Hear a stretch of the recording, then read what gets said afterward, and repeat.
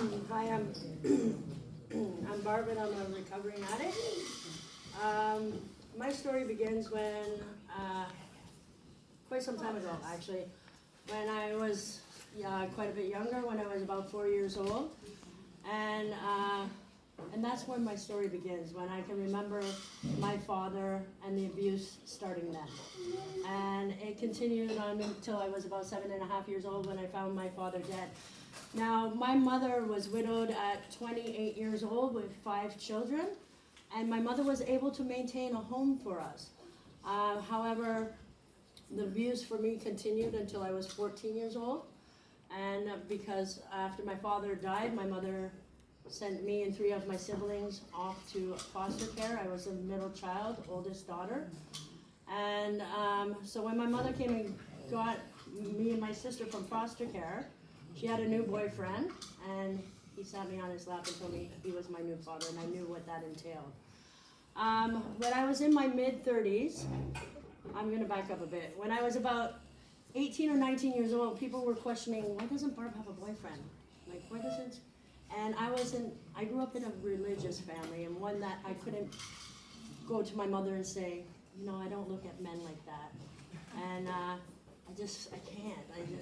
But there were certain things expected of me. I was the oldest daughter. I was expected to get married, have a family. And I wanted my mother's love. I wanted her approval. So that's exactly what I did. I did what was expected of me. I didn't do what I wanted. I did what my mother wanted. So I went ahead and I got married and I had a son. And if anything came out of that marriage, that beautiful child came out of that marriage. And but when I was about 31, I couldn't live the lie anymore. And let me begin by telling you, I was the first one to look down on anyone who had an addiction. I was the first one who would look at you and judge you very harshly. I had a younger brother who was smoking pot, marijuana, and I would make him bury it before he came into my house. When I was in my mid-30s, my mom got very ill, and she was in Cornwall, where all my family is from. And my brothers said, we're going to go down and be by Mom's bedside before she passes, and we'll pick you up. And they left without me, so that all of them were at her bedside when she passed, but I wasn't. And I had a lot of issues with my mom that I deserved to be by her side as well when she passed, but I wasn't. So I was very angry and very upset.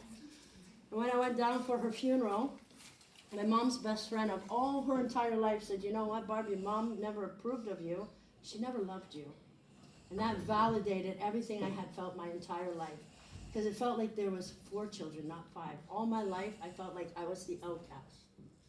So when I came back to Hamilton, I had a friend who was struggling with addiction. And she said, you know what, Barb? This is going to make everything that you're feeling, all that pain that you're feeling, it's going to take it all away. But what she didn't tell me was it was going to take away my life too. And for 16 years, it seemed like a blink of an eye. 16 years were gone. Just gone. You know, I had a son, and who was at a very impressionable age at that time. Well, he was 10 when my mother died, and I started my addiction very shortly after, about 1.5 years after that. You know, I started playing around with it, and whenever I would try to stop, all that pain that I was feeling, it was 10 times worse, got 100 times worse. So I would have to continue to use, because every time I tried to stop, the pain just got worse and worse and worse. So I had to use more and more and more.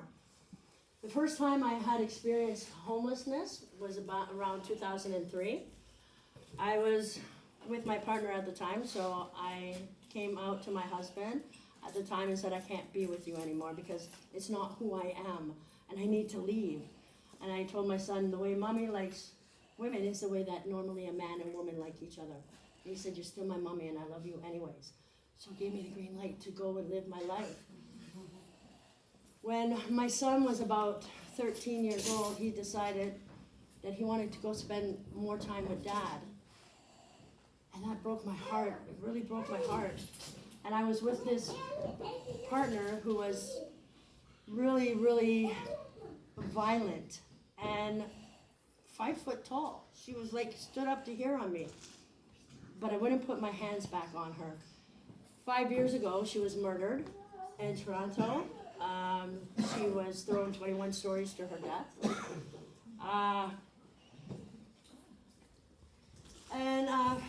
She and I experienced homelessness together. We started off by here in Hamilton, and my landlords at the time told me that I could stay, but she would have to leave because of her violence.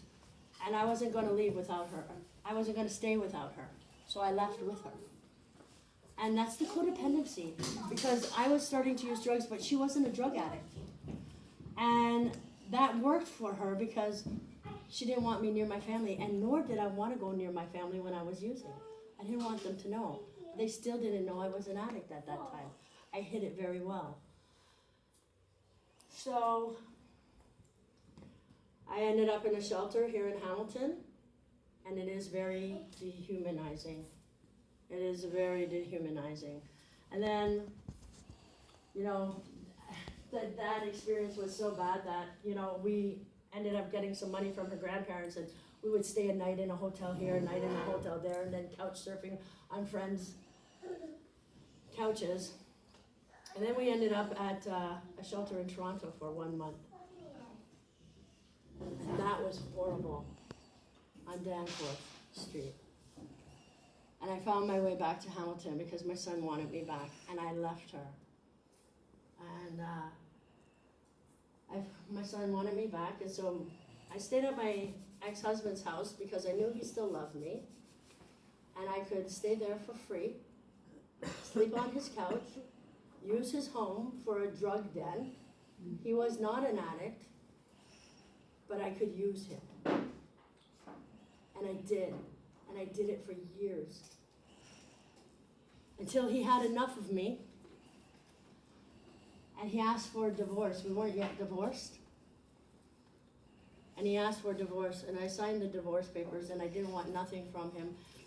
And I tell my story, but I've never told my story. I speak publicly, and I've never spoke about the homelessness piece because it was so degrading.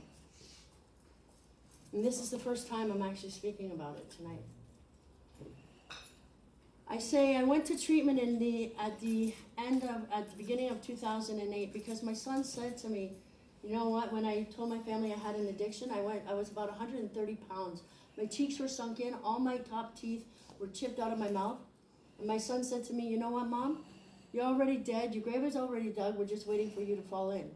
That was one piece of it. The other piece of it is, I signed the divorce papers, and my husband wanted me out. Get out. And I had nowhere to go. I was homeless. I didn't know where to go. And I didn't go to treatment for the right reasons. I didn't want to go. I didn't go because I went because of what my son said to me, and because I had nowhere to go. And it was winter. It was January. Where was I going to go? My heart was broken because of what my son said to me, and I was terrified to be out on the streets. So I went to treatment. When I got out of treatment, I had nowhere to go again. So before long, I was around the same people, same places, same things, except this time I started dealing because I needed to make some money. I needed to have some place to go. I needed to find a way to go and to make money, to have a place to go, to stay in places so I can piece off people, give them what they want so I can get what I want. The last time I experienced homelessness was in 2014 when I had left one partner to go with another partner. And man, what a bad move that was, because it was winter again in October of 2014 and we were having bad snowstorm, and I found myself being kicked out of the home I was in because my name wasn't on the lease. And she could just say, even though I paid my rent, she could tell me to get out. And that's what exactly she did. She told me to get out. I found myself sleeping in the stairwell of a building. I was waiting for somebody to open the door so that I could get in. And when I got into that stairwell, there was dealer in the stairwell and a working girl doing their business. And I was just trying to mind my business, just trying to stay warm. Spent a night or two in a bus shelter, but again, traveling around, you know, trying to sleep on people's couches. Luckily, I have not had to experience that since that time. My last using day was April 4th, 2017, and I've been clean since April 5th, 2017. That is because, you know, when I didn't have any coping tools. I had to make my own in life. You know, nobody showed me what to do as a child. Nobody taught me right. What I want to say to you is, you know, we all think, you know, if somebody's homeless, they can call a shelter. They can go to a shelter. They can do this. But the shelters, it was so much easier for me to get the drugs in the shelter. If you want to stay clean, the shelter's not a place to go. It wasn't for me. It wasn't for me. It was just so much easier for me to use. And it was, I was treated less than. I was looked at like I was a number. Life is good for me today. I, at the age of 51, will be going back to school for peer support work. This kind of work means a lot to me because, as you know, Kimmy has said and as Rebecca has said, we get to meet people where they're at. We don't judge them. We don't look at them like they're less than. You know, we are all equals here. And this is what we stand on equal footing in this world. And I don't care what your status is in life, what your job is, what your title is, but we are all equal in my eyes. And that's how it should be in every one of our eyes. Just because we're addicts or recovering addicts, or just because someone is not ready to stop using yet, doesn't mean that they won't get there someday. It doesn't mean that they will ever get there. But we still need to love people as a society. If you have a home, you're lucky.